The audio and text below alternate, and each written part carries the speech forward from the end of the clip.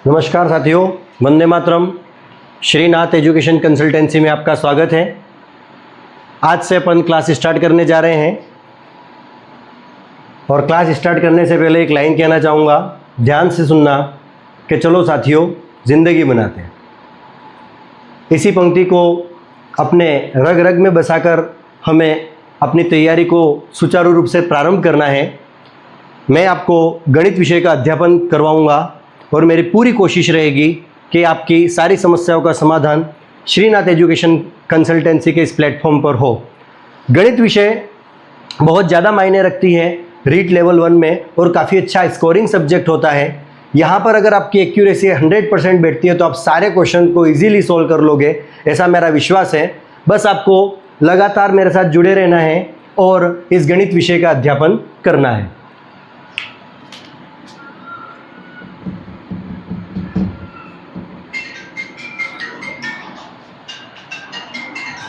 देखा जाए तो सबको ऐसा लगता है कि गणित पढ़नी है, वैसे गणित पढ़ी नहीं जाती है, गणित को हमेशा सीखा जाता है।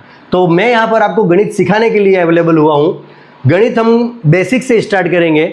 जैसा कि हम जानते हैं कि हर एक सब्जेक्ट का अपना बेसिक होता है। जैसे हमें कोई अक्षर है, जैसे किसी का नाम है श्रीनाथ, उसको लिखने के लिए हमें पहले 12 कड़ी सीखनी पड़ती है, उसके बाद एक अक्षर होता है, फिर मात्रा ज्ञान होता है। ऐसा कर कर पूरा बेसिक कंप्लीट होता है और हम उस सब्जेक्ट को ढंग से पढ़ पाते हैं। तो गणित को पढ़ने के लिए कुछ बेसिक चीज़ें होती हैं जिसको हमें पढ़ना होता है। देखो साहब, मैं आपको गणित सिखाने आया हूँ, इसलिए आपको जीरो से पढ़ाना पसंद करूँगा। इसमें बहुत सारे विद्यार्थी ऐसे होंगे जिन्होंने पहले कोचिंग ले रखी होगी या बहुत सारी तैयारी कर चुके होंगे, लेकिन मेरे साथ वो बच्चा भी जुड़ा हुआ है जिसने गणित पता नहीं शायद 10वीं क्लास में लास्ट पढ़ी होगी, उसके बाद कभी गणित पढ़ी नहीं है। इसलिए मेरा ये मानना है कि मैं उस बच्चे को भी साथ में लेकर चलूँ जिसे अभी गणित का कुछ भी ज्ञान नहीं हो, वो या पूरी तरीके से वो नष्ट हो चुका है, 10वीं के बाद कभी उसने पढ़ा नहीं है। तो सबसे पहले जो गणित में हमें पढ़ना होता है वो होता है गणित के चिन्ह। गणित के चिन्ह के अगर, क्योंकि गणित क्या होता है सर कि एक चिन्हों का खेल होता है। अगर आपको वो चिन्ह समझ में नहीं आ रहा है तो आप उसका मान ज्ञात नहीं कर सकते। जैसे मैंने यहाँ पर लिखा है √625। अब हमें यही नहीं पता है कि ये चिन्ह किसका है, हमें यही नहीं पता है कि ये चिन्ह किसका है, तो फिर हम इसका मान कैसे ज्ञात कर सकते हैं। तो इसलिए मेरा पहला जो टॉपिक है गणित में, अपने जो रीट का फर्स्ट इकाई है, उससे भी पहला मैं जो ज्ञान देना चाहता हूं वो यही है कि हमें गणित के चिन्हों का अध्ययन बारीकी से करना है और हर एक चिन्ह को पहचानना है और ध्यान में रखना है। जैसे ये अंडर है, वर्गमूल है, उस प्रकार से बहुत सारे चिन्ह की लिस्ट में आपके सामने बनाने जा रहा हूं। इसे ध्यान से देखना और अपने नोट्स में तैयार रखना। जैसे सबसे साधारण अगर अपन बात करें तो ये चिन्ह प्लस का होता है, जिसको अपन योग का चिन्ह कहते हैं या योग संक्रिया से इसको बताया जाता है। चिन्ह हमेशा किसी संक्रिया को डिनोट करते हैं, किसी संक्रिया को अंजाम देते हैं। जैसे प्लस है मतलब 2 अंकों को जोड़कर जो उत्तर आएगा, तो ये जो जोड़ने की प्रक्रिया है वो संक्रिया कहलाती है। तो प्लस इज इक्वल टू, ये जो चिन्ह है योग संक्रिया का है, ये अंकों या संख्या को जोड़ने का कार्य करता है। वैसे जनरली अपन को बहुत सारे चिन्ह पता होते हैं, लेकिन जो चिन्ह नहीं पता होंगे उसके बारे में हम आपको बताएंगे। प्लस के बाद ये व्यवकलन होता है। शब्दों का ध्यान रखें, क्योंकि परीक्षा में जरूरी नहीं कि आपको जो शब्द पता है वही है, कि घटाओ है या माइनस अपन को जनरली इंग्लिश वर्ड पता होता है, लेकिन इसका जो प्योर वर्ड होता है वो व्यवकलन होता है। तो हमें ये शब्दों को ध्यान में रखना होता है। हालांकि पेपर दोनों पैटर्न में आता है, एक तरफ हिंदी वर्जन होता है और एक तरफ इंग्लिश होता है, लेकिन उस समय परीक्षा में जो हम स्थिति में रहते हैं तब हमारा दिमाग ये चलता ही नहीं है, हम इंग्लिश वाले पार्ट को देखकर एक बार समझ लेंगे। इसलिए मेरा मानना है कि अपन सारे शब्दों को भी ध्यान में रखें, सारे चिन्हों को भी ध्यान में रखें। व्यवकलन जिसको अपन जनरली कहते हैं घटाना। उसके बाद ये चिन्ह जो होता है वो होता है गुणा या गुणन संक्रिया में काम में आता है। उसके बाद ये जो चिन्ह है ये आता है भाग। उसके बाद देखना सर, ये बहुत सारे चिन्ह अपन ने देखे हैं। उसके बाद जो चिन्ह आते हैं अपन देखें, ये जो चिन्ह है ये, इसके अंदर वैसे पहले 2 लिखा हुआ रहता है, 2 लिखा हुआ था, लेकिन जो चलन में आया है वो ये है। जिसको अपन कहते हैं वर्गमूल। क्या कहते हैं? वर्गमूल। वर्गमूल बोलो या इंग्लिश में इसको कहते हैं स्क्वायर रूट।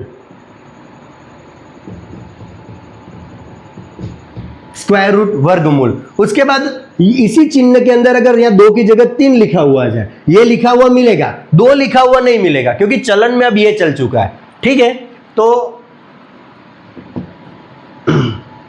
ये जो है इसको अपन कहते हैं घनमूल। क्या कहते हैं? घनमूल।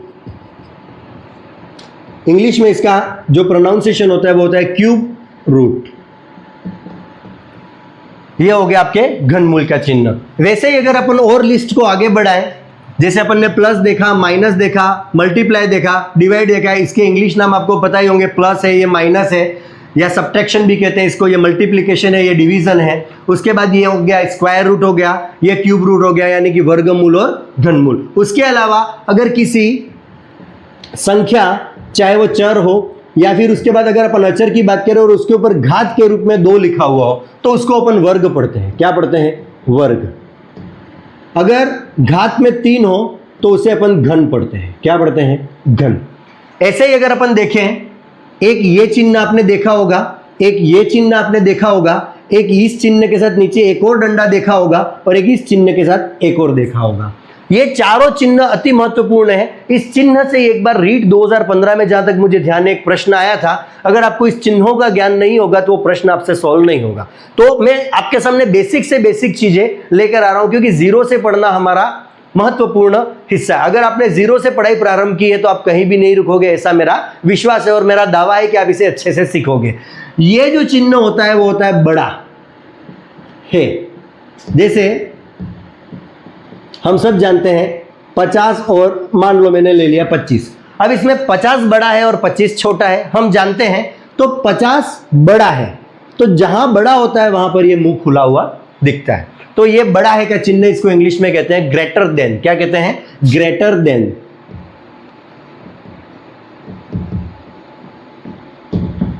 ये जो चिन्ह है उसको कहते हैं छोटा है। जैसे मैंने यहां पर लिख दिया 17 लिखा है और 25 लिखा है, या 23 लिखा है मान लो। अब अपन को पता है 17 छोटा है, तो जो छोटा है वहां पर मुंह को बंद रखना है और जो बड़ा है वहां पर मुंह को खुला रखना है। ये हमें इसका प्रयोग करने आना चाहिए, क्योंकि जो परीक्षा में सवाल आएंगे उसमें चिन्ह बहुत ज्यादा इंपॉर्टेंट रहेंगे। अभी थोड़ी देर बाद अपन क्वेश्चन करेंगे किस प्रकार से क्वेश्चन आया था रीट 2015 में, मैं आपको बताऊंगा। ये बड़ा तथा बराबर का, और उसी प्रकार ये जो चिन्ह है वो है छोटा तथा बराबर। फिर से एक बार देख लीजिए आप लोग, प्लस, माइनस, मल्टीप्लाई, डिवाइड, ये अपना हो गया वर्गमूल यानी कि स्क्वायर रूट। उसके बाद ये हो गया क्यूब रूट यानी कि घनमूल। अगर घात 2 है, घात हमेशा नीचे लिखी जाती है और जो नीचे संख्या लिखी होती है उसको कहते हैं आधार, और जो ऊपर लिखी जाती है उसको अपन कहते हैं घात। ठीक है, अगर घात 2 है तो उसको अपन वर्ग पढ़ते हैं। घात अगर 3 है तो उसको अपन घन पढ़ते हैं। जैसे मैंने यहां पर लिखा है 7 की घात 2, तो इसको अपन पढ़ेंगे 7 का वर्ग। क्या पढ़ेंगे? 7 का वर्ग, या इंग्लिश में इसको कहते हैं स्क्वायर, तो 7 स्क्वायर ऐसा भी पढ़ सकते हैं। तो ये जो 7 है उसको अपन आधार संख्या कहते हैं, और ये जो है वो क्या कहलाती है? घात। वैसे घात और घातांक का अगर चैप्टर होगा आपके तो अपन इसको डिटेल में डिस्कस करेंगे। आपका कोई भी डाउट नहीं बचेगा, ऐसा मेरा मानना है। मैं पूरी कोशिश करूंगा कि आपको बेहतर से बेहतर कंटेंट दिया जाए यहाँ पर। उसके बाद एक चिन्ह बड़ा है, छोटा है, बड़ा और बराबर, छोटा और बराबर। समय समय पर और भी चिन्हों की लिस्ट आपके सामने अपडेट होती रहेगी। मेरा मानना है कि इसके नीचे आप थोड़ी सी जगह और छोड़ के रखें। और भी बहुत सारे चिन्ह हैं। जैसे एक और चिन्ह अगर मैं आपके सामने प्रस्तुत करूं तो ये है अनुपात। इसको अपन क्या कहते हैं? अनुपात। इंग्लिश में पढ़ते हैं इसको रेशो। उसके बाद और अगर अपन देखें किसी चिन्ह को अनुपात के अलावा, तो जैसे ये अपन ने सबने पढ़ रखा है प्रतिशत। इसको क्या कहते हैं? प्रतिशत। ये होता है परसेंटेज। ठीक है, स्पेलिंग पर ज्यादा ध्यान नहीं देना है। मुख्य अपना जो होता है वो प्रोनाउंसिएशन होता है। हमें हिंदी में ज्यादा फोकस करना है, क्योंकि आप इंग्लिश पर जाओ उतना समय आपको मिलेगा नहीं इस पेपर में। तो ऐसे बहुत सारे चिन्ह हैं जिसका यूज आपको करना है, वो आपके इस लिस्ट में अपडेट करते रहेंगे अपन। साथ ही साथ आप इसको उतार ले, 1 मिनट बोर्ड ब्लिंक नहीं होगा, मैं लिखूंगा नहीं, साइड में हट जा रहा हूं, आप इसको उतार लेंगे।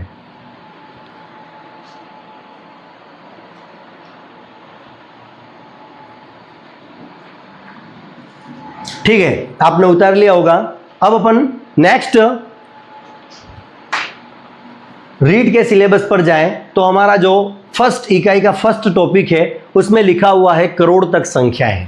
ठीक है भाई, संख्याएं लिखा हुआ है, लेकिन हमें पहले ये पता होना चाहिए कि संख्या जो है वो अंकों से मिलकर बनती है। और गणित में जो जनरली अंक होते हैं वो 0 से 9 तक अपन मानते हैं। 0, 1, 2, 3, 4, 5, 6, 7, 8 और 9। ठीक है, इस 0 से 9 के बीच में हमें एक अंक की संख्या भी हो सकती है और एक से ज्यादा अंकों की संख्या भी हो सकती है। मैं जैसे बोलूं 5, तो 5 एक संख्या भी है और वैसे जनरली क्या है, एक अंक। अगर मैंने संख्या बोली 25 तो उसमें 2 अंक है, 2 और 5, और संख्या क्या हो गई 25। तो जो संख्या होती है वो अंकों से मिलकर बनी होती है और अंक एक जो होगा वो भी संख्या में गिना जा सकता है और बहुत सारे अंकों से मिलकर भी संख्या बन सकती है। हमारा जो फर्स्ट टॉपिक था करोड़ तक संख्याएं। अब करोड़ तक संख्याओं को जानने या समझने से पहले हमें कुछ बेसिक नॉलेज संख्याओं का होना चाहिए कि हमने गणित में बहुत सारी संख्याएं, जैसे आपने सुना होगा कि प्राकृत संख्या होती है, पूर्ण संख्याएं होती है, पूर्णांक संख्याएं होती है, परिमेय संख्या होती है, अपरिमेय संख्या होती है, दशमलव संख्या होती है, भिन्न संख्याएं होती है, ऐसी बहुत सी संख्याएं होती हैं। तो आप लोग हम बारी बारी से पहले उनका अध्ययन करेंगे और काफी क्वेश्चन पूछे जाते हैं। देखो साहब, क्वेश्चन हमेशा ऐसे आपको सॉल्व करने के लिए नहीं आएगा। वहां पर जो क्वेश्चन आता है कुछ कथन टाइप क्वेश्चन आते हैं। जैसे बहुत सारे क्वेश्चन होंगे कि एक क्वेश्चन मैंने कहीं पढ़ा था या किसी रीट में आ चुका है कि प्राकृत संख्या संवर्त नियम का पालन करती है। ऐसे 4 कथन दिए थे और अपन को उसमें से सत्य कथन छांटने थे। अब हमको यही नहीं पता है कि प्राकृत संख्या होती क्या और उसका अब संवर्त नियम क्या होता है, हमें यह भी नहीं पता है। तो सारी चीजें आपके सामने आ जाएंगी। आप शांति से बैठिए और एक एक पॉइंट को नोट करते हुए जाएंगे। आज अपना जो मुख्य अगर रीड के सिलेबस के टॉपिक अगर अपन उठाएं तो शुरू करने जा रहे हैं संख्याएं, या जो रीड में मेंशन है करोड़ तक संख्याएं। ठीक है, पहले अपन सीखेंगे संख्याओं का ज्ञान। संख्याओं का ज्ञान। ठीक है, हम जानते हैं कि जनरली हम जो अंक देखते हैं वो क्या होते हैं, 0, 1, 2, 3, 4, 5, 6, 7, 8 और 9, है ना।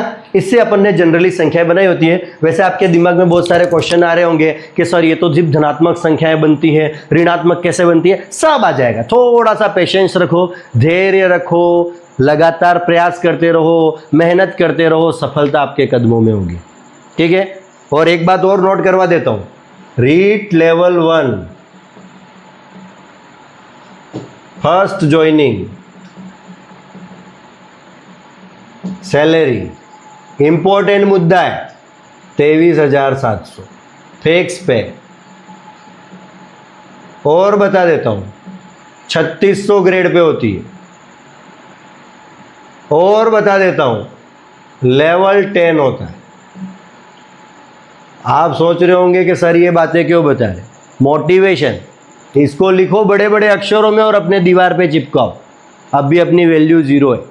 पास हुए नहीं के मुद्दा कितने पे आ जाएगा, 23,700 पे। ठीक है सर, तो संख्याओं का ज्ञान, अंक हम देख चुके हैं, ये होते हैं। हमें जो पहली संख्या या जिसके बारे में पढ़ना है, पहली संख्या, उसको अपन कहते हैं प्राकृत संख्याएं। प्राकृत संख्याएं, इंग्लिश में इसको कहते हैं नेचुरल नंबर, और जनरली इसको n से डिनोट करते हैं। कैपिटल N जो है वो आपको नोटेशन के रूप में मिलेगा कि जहां पर संख्या n ऐसा लिखा है तो अपन को समझ जाना है कि वो प्राकृत संख्याओं के बारे में बात कर रहा है। अब जो प्राकृत संख्याएं हैं वो 1 से प्रारंभ होती है। कहां से प्रारंभ होती है, 1 से प्रारंभ होती है। जैसे आपसे पूछ लिया जाए परीक्षा में, ऐसा कथन आएगा कि निम्न कथन में से सही कथन को छाटिए, और वहां पर एक कथन लिखा होगा कि सबसे छोटी प्राकृत संख्या 1 होती है। बिल्कुल साहब, सबसे छोटी प्राकृत संख्या क्या होती है, 1, क्योंकि प्राकृत संख्या स्टार्ट कहां से होती है, 1 से, और खत्म अनंत।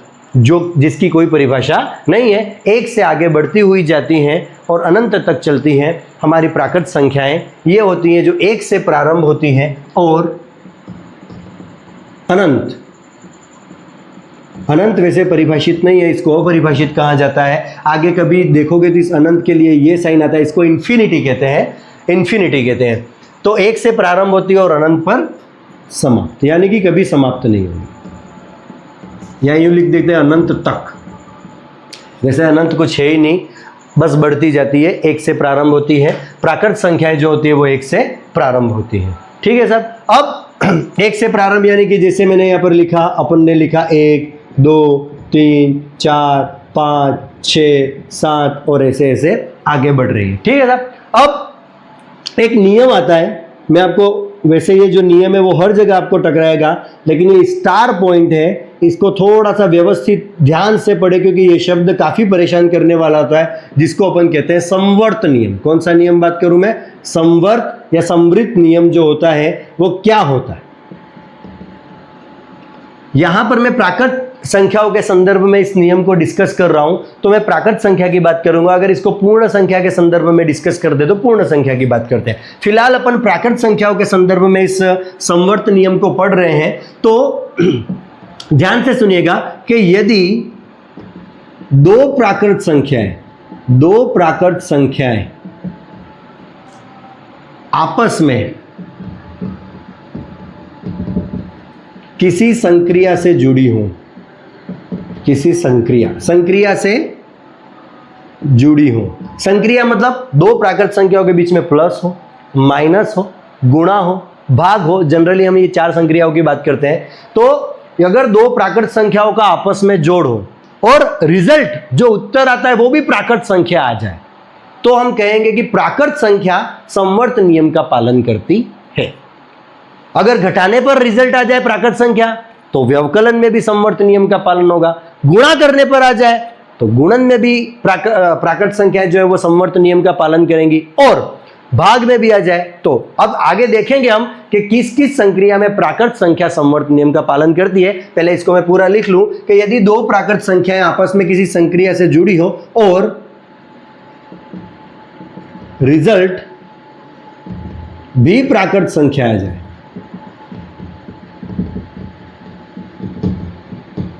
तो उस संक्रिया के लिए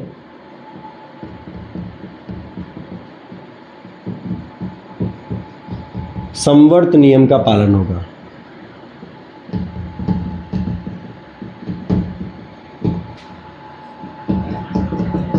ठीक है, एक बार देखो संवर्त नियम प्राकृत संख्याओं के लिए अगर अपन बात करें कि यदि कोई दो प्राकृत संख्याएं किसी संक्रिया से जुड़ी हो और रिजल्ट भी प्राकृत संख्या आ जाए, तो अपन कह सकते हैं कि उस संक्रिया के लिए संवर्त नियम का पालन होगा। जैसे अगर अपन बात करें योग के लिए, मतलब पहली प्राकृत संख्या प्लस दूसरी प्राकृत संख्या बराबर उत्तर में प्राकृत संख्या आना चाहिए। जैसे मैंने यहां पर लिखा एक प्राकृत संख्या कौन सी ले ली? 3। भाई प्राकृत संख्या कहां से प्रारंभ होती है? एक बार फिर से देख लेना, 1 से प्रारंभ होती है और अनंत तक जाती है। कोई भी प्राकृत संख्या ले ली, मैंने 3 ले ली और 3 में मान लो मैंने दूसरी प्राकृत संख्या 10 है उसको जोड़ दिया, संक्रिया कौन सी हो रही है? प्लस, और उत्तर में मेरा क्या आ गया? 13। क्या 13 प्राकृत संख्या है? हाँ है। मतलब अपन कह सकते हैं कि प्राकृत संख्या योग के लिए संवर्त नियम का पालन करती है। मेरे हिसाब से आपको अब बात समझ में आ गई होगी कि संवर्त नियम, ये जो है संवर्त शब्द, इसको बड़ा ध्यान से पढ़ना क्योंकि एक कथन में आपको ये अवश्य ही मिलने वाला है। अनुमम मैंने जितने भी एग्जाम्स के पेपर देखे हैं उसमें ऐसा जनरली कथन मिलता ही है कि प्राकृत संख्याएं संवर्त नियम का पालन करती हैं या नहीं, ऐसा किसी ना किसी संक्रिया के लिए वो एक कथन बनाता है, चाहे वो प्लस के लिए बनाए, चाहे वो माइनस के लिए, चाहे वो गुणे के लिए, चाहे वो भाग के लिए। आगे अभी अपन देखेंगे, जैसे अभी इस प्लस की बात कर रहे हैं तो वैसे व्यवकलन के लिए बात करेंगे। एक बार आप इसको देख लो ध्यान से, आपको उतारना हो तो।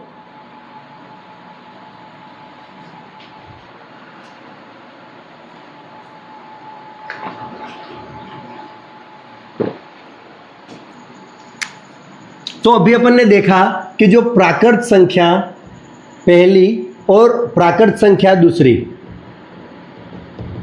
उन दोनों के बीच में अगर योग संक्रिया हो तो हमारा रिजल्ट हमेशा क्या आता है?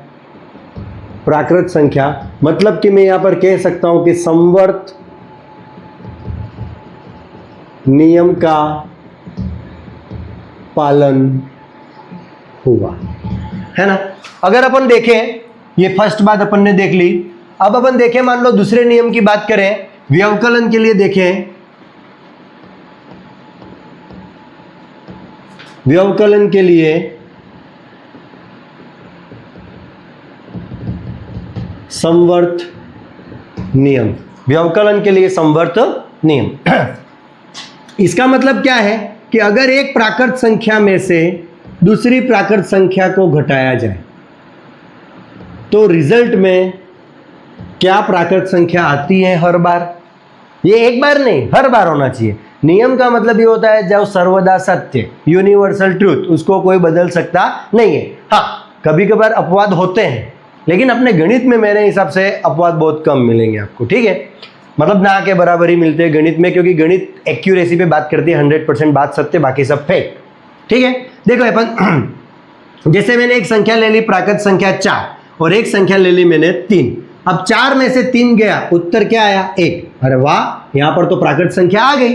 लेकिन अगर मैं यहां पर 4 लेता और यहां पर 7 ले लेता, तब आपका उत्तर आता -3। और हम जानते हैं कि प्राकृत संख्याओं में माइनस का कोई रोल होता नहीं है। प्राकृत संख्या 1 से प्रारंभ होकर अनंत तक जाती है, तो हम कह सकते हैं कि यहां पर नियम का पालन नहीं हुआ। और अगर एक जगह भी नियम का पालन नहीं हुआ, इसका मतलब कि ये नियम नहीं है। प्राकृत संख्याएं व्यवकलन के लिए संवर्त नियम का पालन नहीं करती है। तो मैं यहां पर लिख सकता हूं कि प्राकृत संख्याएं व्यवकलन के लिए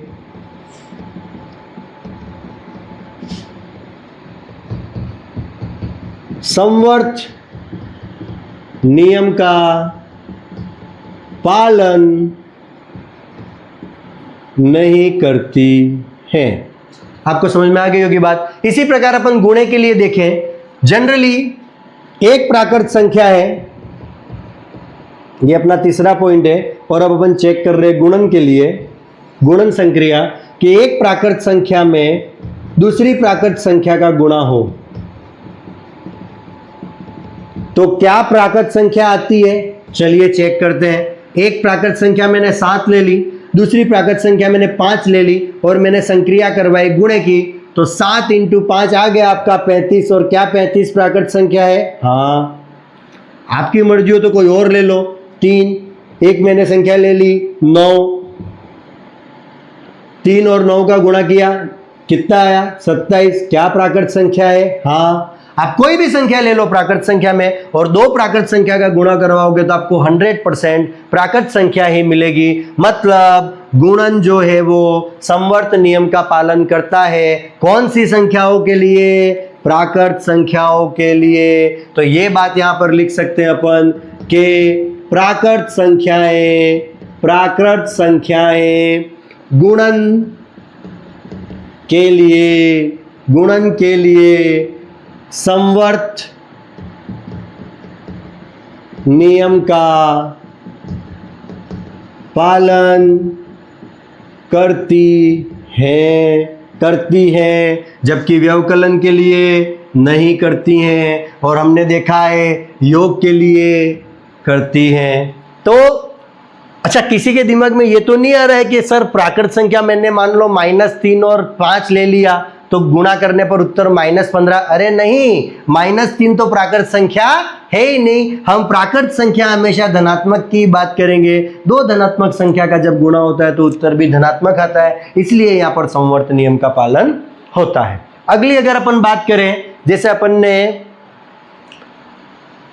गुणन के लिए बात कर ली, अब अपन बात करेंगे भाग संक्रिया के लिए।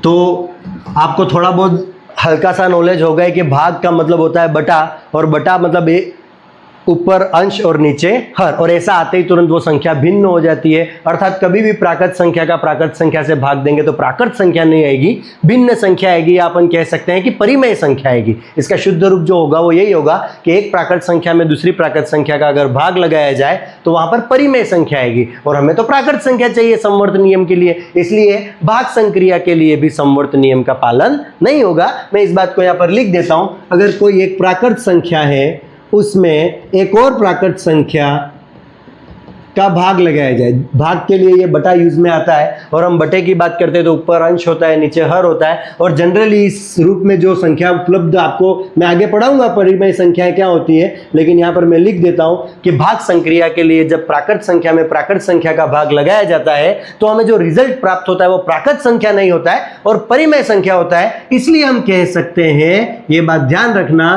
कि भाग संक्रिया के लिए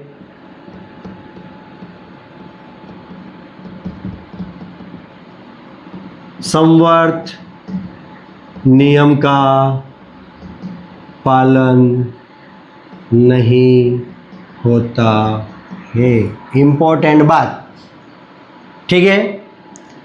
तो अगर मैं इसको शॉर्ट नोट्स के रूप में लिखूं तो क्या लिखूंगा, ध्यान से देखना। यहां पर लिखता हूं मैं प्राकृत संख्या, कौन से नियम की चर्चा हो गई, संवर्त नियम, योग के लिए करता है, व्यवकलन के लिए नहीं करता है, मल्टीप्लाई या गुणन के लिए करता है, और भाग के लिए नहीं करता है। तो इस बात का ध्यान देना है अपन को। परीक्षा में आपसे प्रश्न पूछा जाएगा कि निम्न में से कौन सा कथन सत्य है या असत्य है, जिसमें 4 कथन आपके सामने कुछ इस प्रकार रहेंगे। कथन नंबर 1, प्राकृत संख्याएं योग के लिए संवर्त नियम का पालन करती हैं। कथन नंबर 2, प्राकृत संख्याएं व्यवकलन के लिए संवर्त नियम का पालन करती हैं। कथन नंबर 3, प्राकृत संख्याएं गुणन के लिए संवर्त नियम का पालन करती हैं, और प्राकृत संख्याएं भाग के लिए संवर्त नियम का पालन नहीं करती हैं। अब आपको इनमें से असत्य कथन को चुनना था, तो आप ध्यान से वापस इसको सुनेंगे और बताएंगे कौन सा कथन असत्य है, आपको स्पष्ट हो जाएगा। और एक कथन वाला प्रश्न आपको रीट में मिलता है जो जनरली संख्याओं से पूछा जाता है। बाकी नेक्स्ट जो संख्या हम इसके बाद पढ़ेंगे वो उससे में भी संवर्त नियम देखा जाएगा, और पूर्ण संख्याएं हैं, पूर्णांक संख्याएं हैं, परिमेय संख्याएं, 1 बाय 1 सभी संख्याओं का मैं यहाँ पर डिटेल में आपको अध्यापन करवाऊंगा। आपको किसी प्रकार की कोई समस्या नहीं होगी, आपसे हर एक प्रश्न सॉल्व होगा। बस इसको ध्यान से पढ़िए, आपको पूरी अच्छी तरीके से समझाने की कोशिश की जा रही है, ठीक है।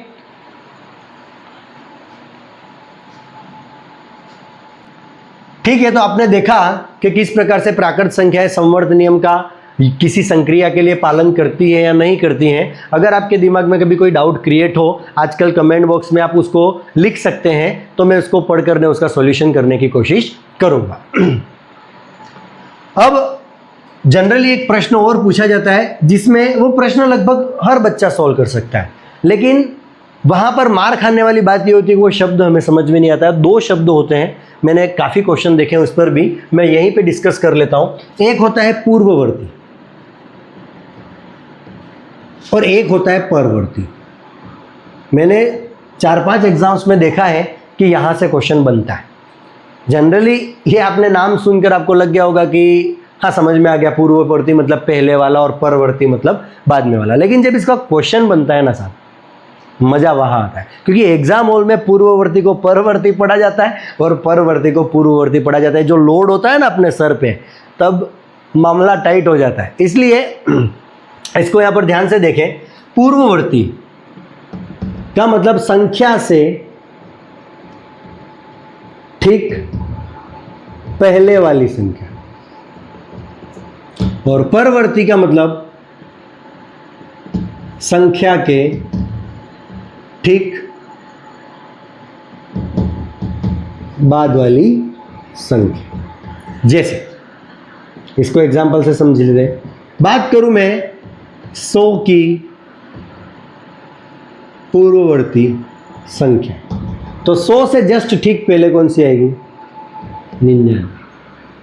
और यही बात करूं मैं 100 की परवर्ती संख्या। परवर्ती मतलब 100 के ठीक बाद, यानी कि 101। एक जगह क्वेश्चन पढ़ा था मैंने, निम्न में से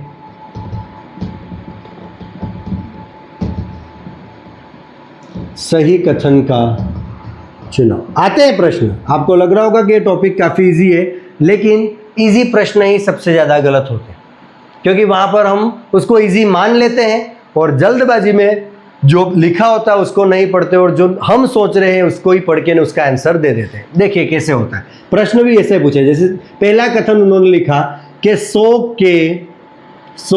की पूर्ववर्ती का पूर्ववर्ती 98 होता है। दूसरा कथन लिखा मैंने, 1000 का परवर्ती का पूर्ववर्ती 999 होता है। सही की जगह चलो आप यहां पर असत्य कथन कर दो।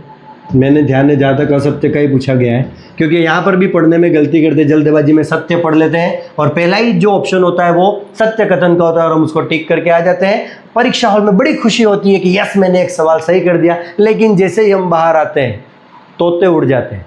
इसलिए शब्दों का खेल है, जहाँ पर भी कथन वाला प्रश्न मिले उसको ध्यान से पढ़ना है अपन को, जल्दबाजी नहीं करनी है।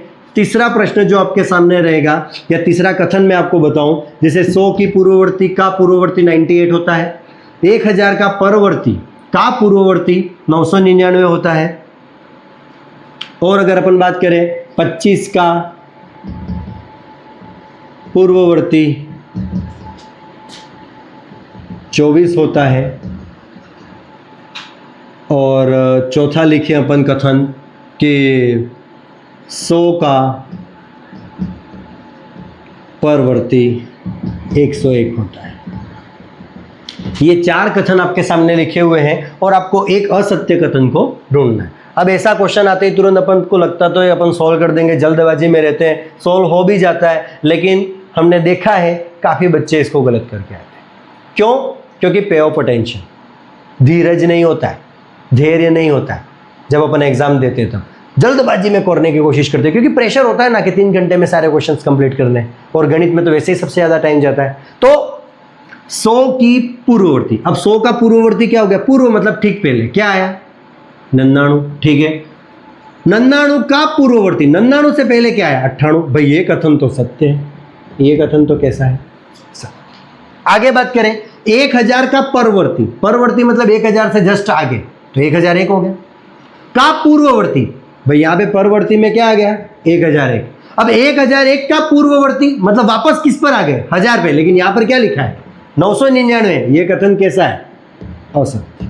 तो हमें वैसे असत्य कथन यही मिल गया है, लेकिन फिर भी हम आगे देखें 25 का पूर्व मतलब 25 के पहले 24, सही बात है। 100 का पर मतलब 100 के बाद 101, सही बात है। तो ये और ये सत्य कथन है, यहाँ पर ये असत्य कथन था। लेकिन हम देखते हैं जनरली जल्दबाजी में ऐसे क्वेश्चंस भी गलत हो जाते हैं। तो आज की क्लास बस इतनी ही। नमस्ते, वंदे मातरम।